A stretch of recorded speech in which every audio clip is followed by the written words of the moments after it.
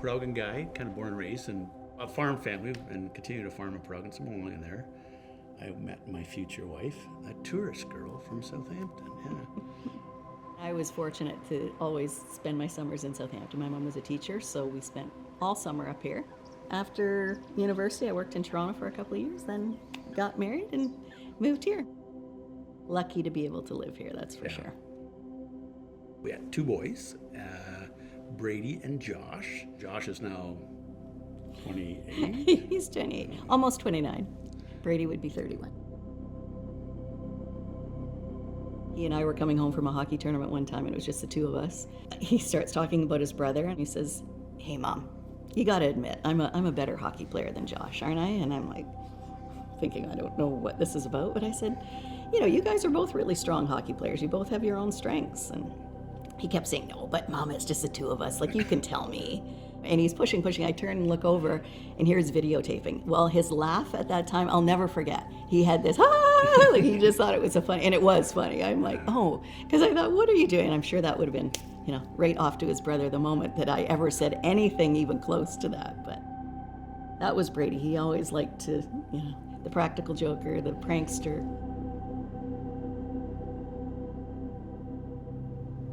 He was working for us on the farm, and I remember having him lunch with him. That's a very significant thing in the last few hours with Brady. And then the accident. And I knew then I wanted to get to Susie and Josh. I wanted to grab my family and hang on to them. I remember Jim calling me and just saying, Brady's had an accident. And I said, well, I'm in Southampton. I can go to the hospital. And he said, no, just go to your mom's. I'll see you at your mom's. Then he and Josh pulled up with a couple of guys from the fire department, and I thought, then I just, I knew. But it was pretty tough.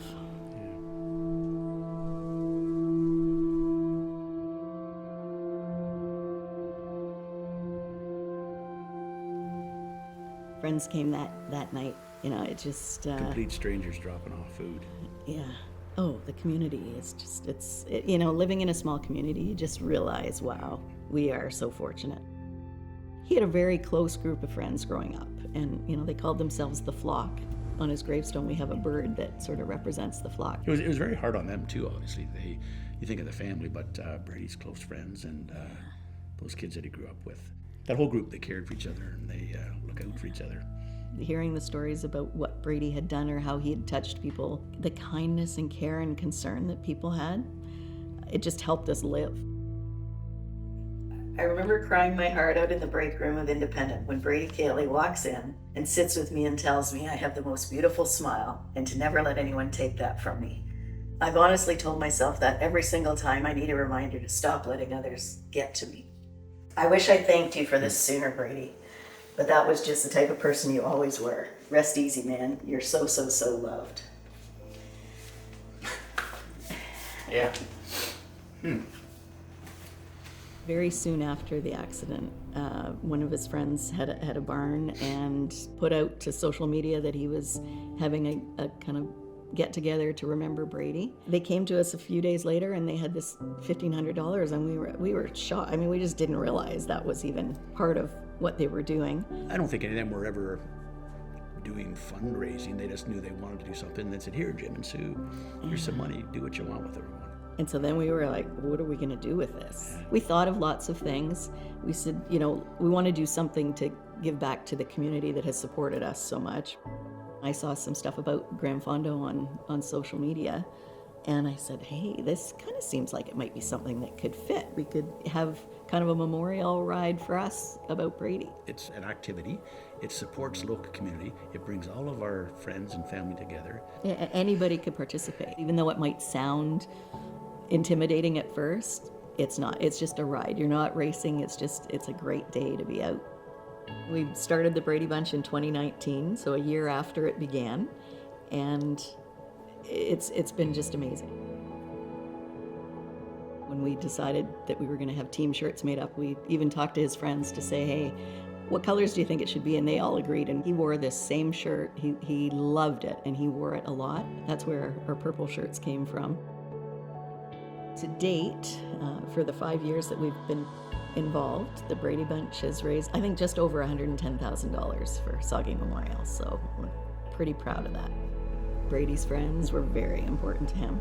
You know, they're all going to use the hospital. It's something that not only in general the community that had supported us in that awful time will use the hospital, but they will too. The things that the hospital is able to purchase or services or whatever they're able to offer because of the fundraising from the Gran Fondo, just Everyone benefits. everybody benefits. So it's such a worthwhile cause. I sort of joke with other physicians sometimes that, you can call me on a plane, see if there's a doctor there, but without my bag of tricks, I'm really no different than anyone else on the street with a Band-Aid. I can tell you exactly what's wrong, but without the equipment available, we can't really fix it. The way that OHIP insurance works is for operating budgets and for staffing. Ministry of Health funding does not cover anything that's called capital investment, or essentially buying things like a CT scanner, an ultrasound machine, ventilators, all of the things that would be a physical object that you purchase for the hospital. The technology advances so quickly that you kind of have to replace this stuff every sort of 5 to 10 years. That requires capital investment, and that's what we fundraise for. And the CT scanner behind us has really changed the game. We're so thankful that everyone has helped us raise the money to get into this, including the Gran Fondo, which has been a fantastic source of support. I'm not a guy to ask for help, but there's a one time a year for the community, for the hospital, for Brady, for their friends. I get on the phone and I ask to those wanting to fundraise for the Fondo, don't be shy. People want to help. And they want to support the hospital. It's something that we need here, we want it to thrive, and in order for that to happen, it's really up to us. Donating to the hospital is the most direct way that you can support healthcare in your community. The Fondo especially, raising money for the local area, and with Brady's story and the groundswell that the community's really put out for him has been absolutely incredible. I never realized how many purple shirts he had. Wrap on. That's a good And thing. this is why we need the hospital. If you've lost a child, there's 2 days of the year that are very hard, and that's their birthday is always hard, and the day of their accident or their passing is a very hard day. The exact opposite is the Fondo. It's the day we celebrate Brady. Yeah, it's fun. It's a great day. We really hope that anybody who is in the community or outside of the community that would like to join us joins us. We just every year add to the purple shirts, and seeing that sea of purple Brady Bunch shirts is wonderful. So it provides a lot of love and support for us. It's the one day of the year when we get together and celebrate Brady. Spirit does live on that day, on that ride.